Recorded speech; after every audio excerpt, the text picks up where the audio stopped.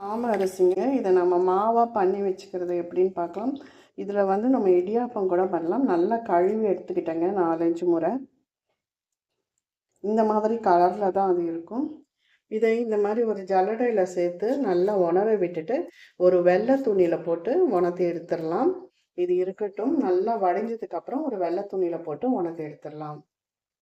நம்ம இதை வந்து நல்லா மேலாட இப்படியே நம்ம உணர விட்டுடலாம். நல்லா வந்து உணர்ந்தாச்சு. இப்போ இதை நம்ம வந்து மிக்சியில் பவுட்ரு பண்ணிக்கலாம். நல்லா பாருங்கள், நம்ம தூக்கி எடுக்கும்போதே நல்லா உணர்ந்த இது இருக்குது. அந்த மாதிரி பக்குவத்தில் எடுத்து மாவாக்கிக்கலாம். பார்த்திங்கன்னா சூப்பராக இந்த மாவும் ரெடியாகிடுது.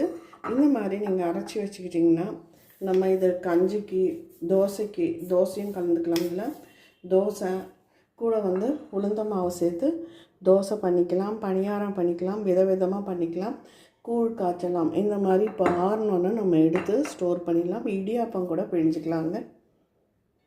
இந்த மாதிரி பண்ணி வச்சுட்டோம். வாரத்தில் ஒரு நாள் சிறுதானிய உணவை எடுத்துக்கலாம். கண்டிப்பாக இந்த வீடியோ பிடிச்சிருந்தால் லைக் பண்ணுங்கள், ஷேர் பண்ணுங்கள், சப்ஸ்கிரைப் பண்ணுங்கள், கமெண்ட் பண்ணுங்கள். நன்றி, வணக்கம்.